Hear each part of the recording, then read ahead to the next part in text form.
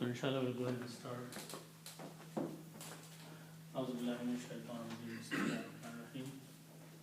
So this is the ayat number 61 of Surah Al-Baqarah. Part of the ayat we did last time. And what we learned in that part of the ayah is that Allah subhanahu wa ta'ala had granted Bani Israel, when they were in the desert area, food, man and salwa, and water also. But they demanded for few other things, and we saw a list of those things last time. So they asked Musa alayhi salam that he should make dua to Allah subhanahu wa ta'ala to provide them these extra things which grow from the ground. So Musa alayhi salam in this part of the ayat is replying them. Okay. So what is being said here are the words of Musa alayhi salam to Bani Israel. Okay. So we'll do a simple translation first. The ayat starts with Bismillah ar-Rahman ar-Rahim. Ihbitu means go down. Ihbitu means go down. So Musa alayhi salam is saying to Bani Israel, go down. Misran, Misran means a city, because you are in desert, so you should go back or go down to a city. فَإِنَّ لَكُمْ, then for you will be مَا سَأَلْتُمْ, that what you are asking for. Okay. Then Allah subhanahu wa ta'ala, so this was the end of the reply or response of Musa alayhi salam. So in the next part of it, وَضُرِبَتْ عَلَيْهِمُ الذِّلَّةُ, these are the words of Allah subhanahu wa ta'ala. What Allah is saying, that because of the disobedience of Bani Israel, Allah subhanahu wa ta'ala imposed zillat and maskanat on them. Zillat means disgrace, and maskanat is misery, and we'll look into those. وَبَاءُوا بِغَضَبٍ مِّنَ اللَّهِ, and they came back with the anger of Allah subhanahu wa ta'ala. Ghadab means anger or wrath. So because of their disobedience, they deserved the anger of Allah subhanahu wa ta'ala and wrath of Allah subhanahu wa ta'ala.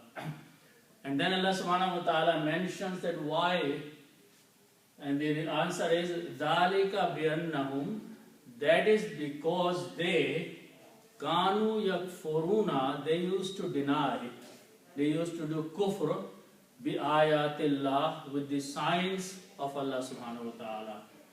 Wa yaqtuluna nabiyyina, and they used to kill the prophets bi ghayril haqqi, without any right. Okay. And then last part of it, dhalika, this because they were imposed with the disgrace and humility. Bima asawa, because they used to disobey. Wakanu ya'tadun, and they used to cross all the limits that Allah subhanahu wa ta'ala had set for them. So this is the reply. Part of that is the answer from Musa alayhi salam, and rest of that is from Allah subhanahu wa ta'ala. So now we'll look into some of the words they break down. The first word of this is ihbitu. Ihbitu, it starts from these three letters, ha, ba, and ta. This means to go down. To go down. Okay. So if we go back to learning the grammar, if we have these three letters, fa, and lam, which means to do, then if we make a word like that, ifal means do. It's a command, it's an order. Okay? That's how we make the command in the order. And so if we apply this, this will be ihbit. Ihbit means go down. If you are saying to one person, go down, you will say ihbit. And if we add a wow at the end, with an alif, it becomes plural. So this will become the plural. So if you are telling many people, go down, you will say, ihbitu. So this is the reply from Musa alayhi salam. He is telling Bani Israel, go down. Okay, ihbitu, go down.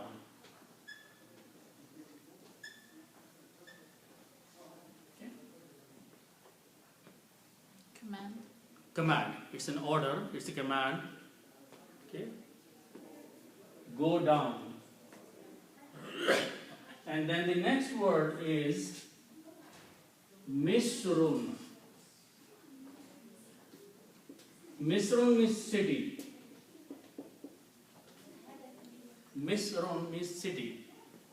It's any city. That's the meaning of Misrun, even though Misr is a country name, but that's a specific name. But in general, it may be any city. Okay? So when this is a noun and this is a verb, so when noun comes after the word, these two dhamma change into two fathas. When you combine the two words, so in the sentence it will be pronounced as Misran. Misran means a city or any city. So Musa alayhi salam is telling them, okay, you can go to any city and you will find the things that you are asking for, because in the desert Allah subhanahu wa ta'ala has given you something different to eat and to live on. Okay? So he is telling them, go to a city if you want to. Okay? Then after that are the words فَإِنَّ لَكُمْ. Okay? So first word is made of two words. Fa means so. And the next word is inna. Inna means indeed or surely.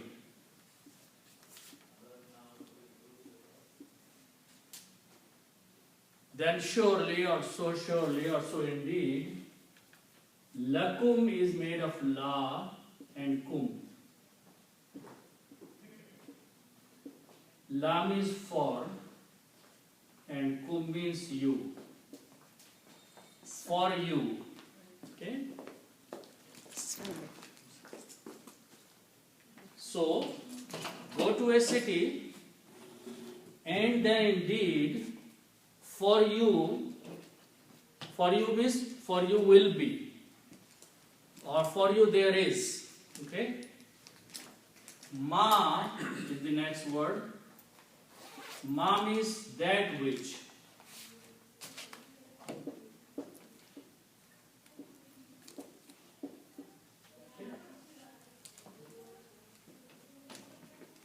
Ma means that which. Okay? And then the next word starts with these three letters, Seen, Hamza and Lam. The meaning of these three letters is to ask. To ask.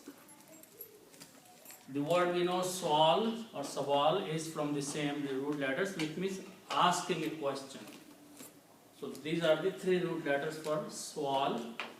But Seen, Alif, and Hamza, and Lam means to ask someone. Okay, ask a question or something. Okay. Now again we go back to the rule. If we have three letters, Fa, Ain, and Lam, means to do. If we add a tum at the end,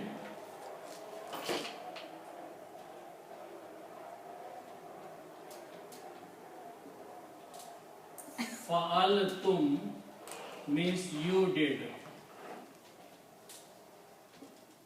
Okay. That's how we make the grammar of plural second person in the past tense. We put a tum at the end. So fa'ala means to do. Fa'altum means you did. All of you did something. You just put a ta and mim at the end. It becomes tum. So the word becomes fa'altum. means you did. Okay? So if we apply this rule on these three letters here, this will become sa'altum. So if I put a tum at the end, this will become sa'altum.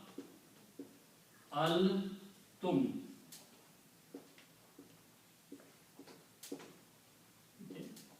Sa'altum means you asked, because it's a past tense, plural, second person. So you did, you asked. Okay? So the meaning is you asked for. Okay?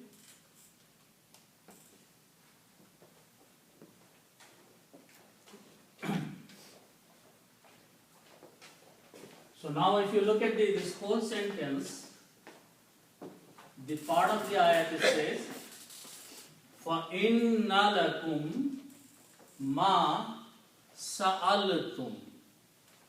فَإِنَّ means so indeed, lakum is for you or will be for you in the city, ma means that which, whatever, sa'altum you have asked for. So Musa alayhi salam said, whatever you are asking or whatever your demand is, in the city all those things will be there. So go in the city, and everything that you are asking you can find there. Like you are asking for corn and wheat and garlic and cucumbers and all those things. They are not in the desert, so go to a city, you will find for you all those things which you are asking. Okay? So that's the meaning of فَإِنَّ لَكُمْ مَا سَأَلْتُمْ. So indeed,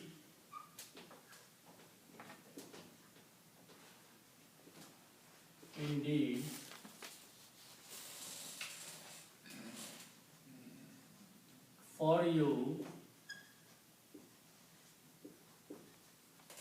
that which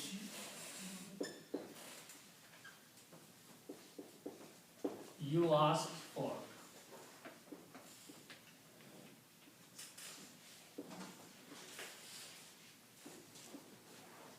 Okay. So this was the reply of Musa alayhi salam. Musa alayhi salam said that go to the city and you will find what you are asking for. Okay. Then after that, rest of the ayat is a statement from Allah subhanahu wa ta'ala. In the Quran, the same ayat may have many speakers. So in this ayat when we started, the first speakers were Bani Israel. Then as the ayat continued, then the speaker became Musa alayhi salam. And then the third speaker now is Allah subhanahu wa ta'ala. And Allah is saying, وَضُرِبَتْ عَلَيْهِمُ الذِّلَّةُ وَالْمَسْكَنَةُ. So let's understand those ayats, that part of the ayat.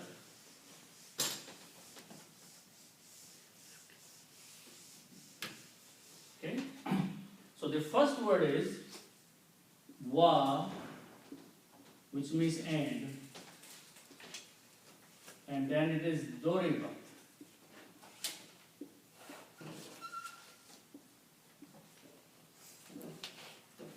So let's look at this word, doriba. Okay. First of all, let's go back and look at the rule of the grammar again. If we have these three words, letters, fa, ain, and lam, to do. If we just combine these three and put a fatah on each of them, fa'ala, that means he did. And if I add a ta at the end, it becomes fa'alat. Fa'alat, that means she did. Okay. So that's how we make the grammar. That if we put three fathahs on three letters, it becomes third person masculine and past tense. He did. But if we add in a ta at the end, It pronounces fa'alat, means she did. It becomes a feminine gender. Okay. One more thing will happen if we add one other thing here.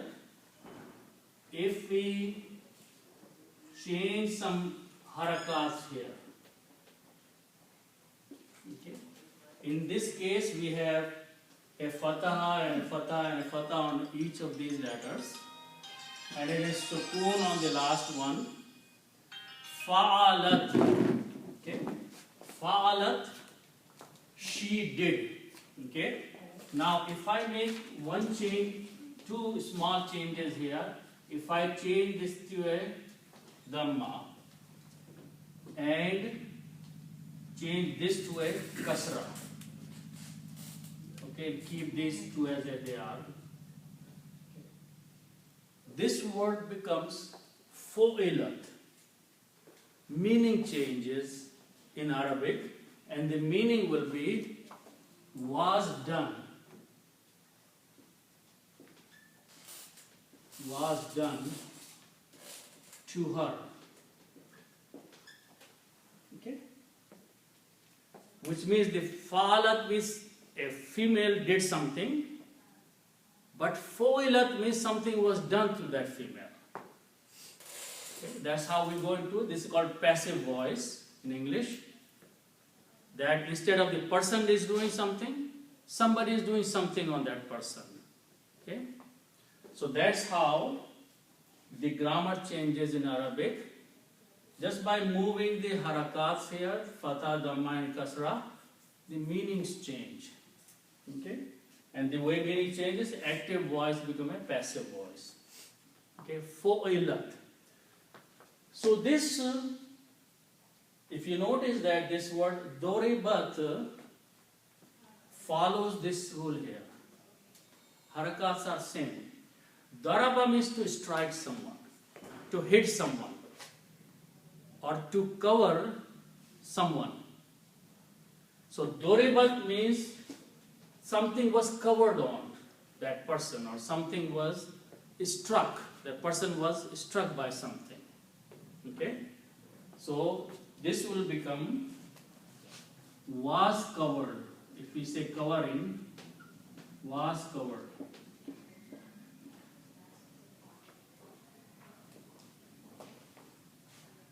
Daraba means if you cover something or strike something. So doribat means it was covered. Okay? By this grammar. Okay? And the next word is alayhim. Okay? Alayhim means upon them. Allah and him. The next word is alayhim.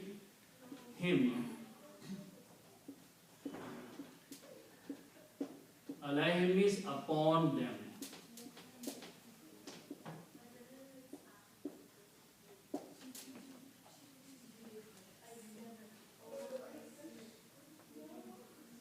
وَضُرِبَتْ عَلَيْهِمْ, and was covered upon them. Okay, what was covered upon them? The next word is az-zillat. Az-zillatu means disgrace, humility, or humiliation actually. So disgrace and insult and humiliation was covered upon them. They were disgraced. Bani Israel were disgraced. That's what Allah subhanahu wa ta'ala is saying. So the root letters for them, this thing is Zal, Lam and Lam. This means to disgrace.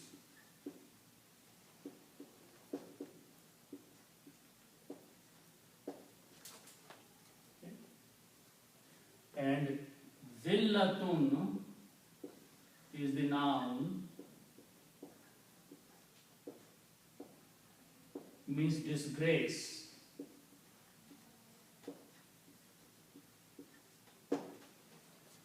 Zillatun, what we call zillat, Zillatun means disgrace. That's the actual word. Zillatun. Okay.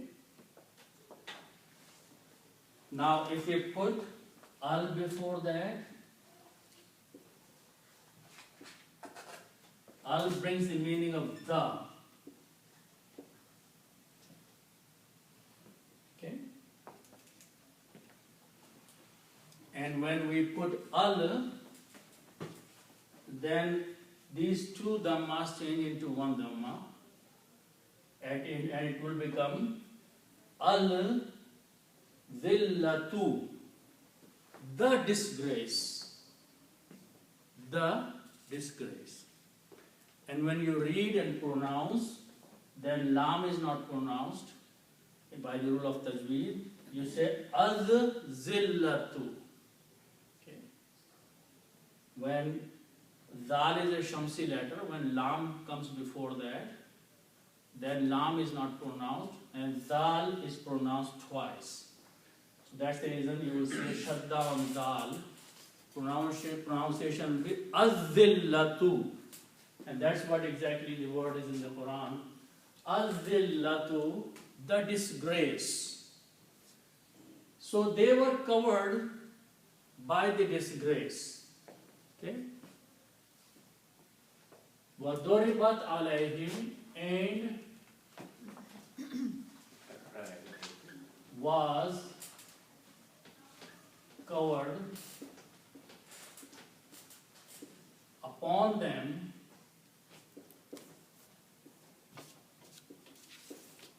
disgrace.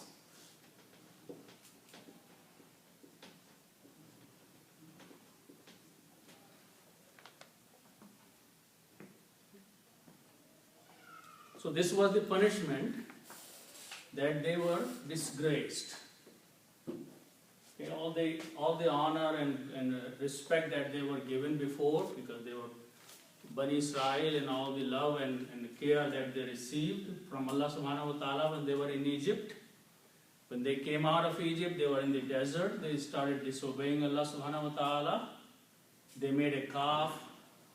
They gave difficult time to Musa alayhi salam, and they demanded all kinds of things in the desert. So they disobeyed Allah subhanahu wa ta'ala. And as a result of that, first thing happened to them, that they were disgraced. Okay? Bani Israel. And then the next word is wal maskanatu. So let's look at that word.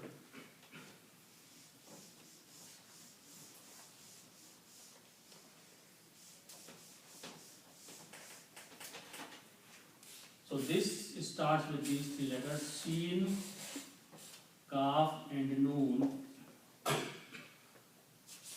Sakana, and this means to be miser. What is miser? If we know the word muhtaj, that is actually the meaning. Okay. Someone who is deprived, okay, or someone is distressed a lot. Okay. So the word maskanatun is the noun from that. Maskanatun.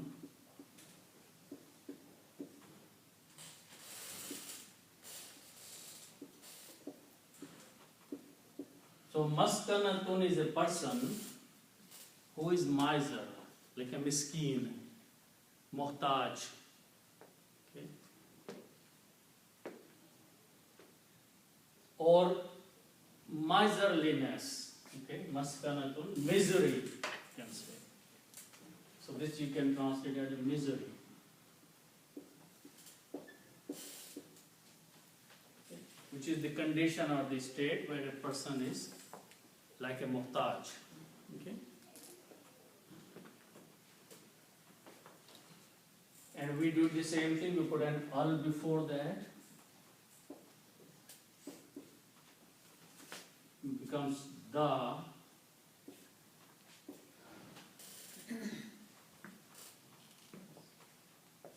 And when we put al, one dhamma goes away.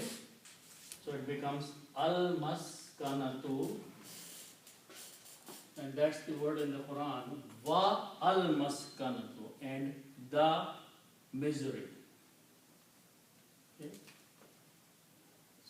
So this was another punishment. And the misery.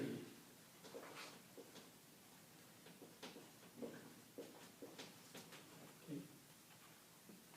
So because of their disobedience, they were covered.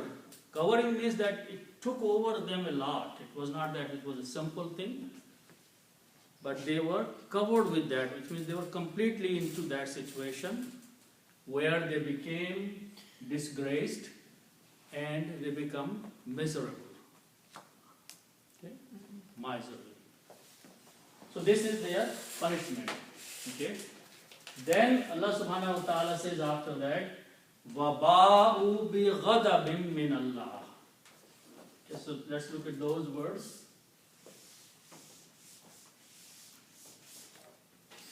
Okay.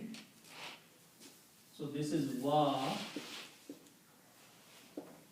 ba, u, bi, ghadabin, minallah, minallahi.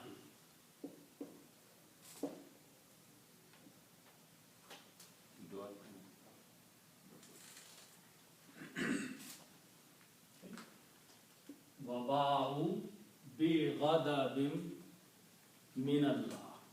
Okay. So first letter waw means and. Okay.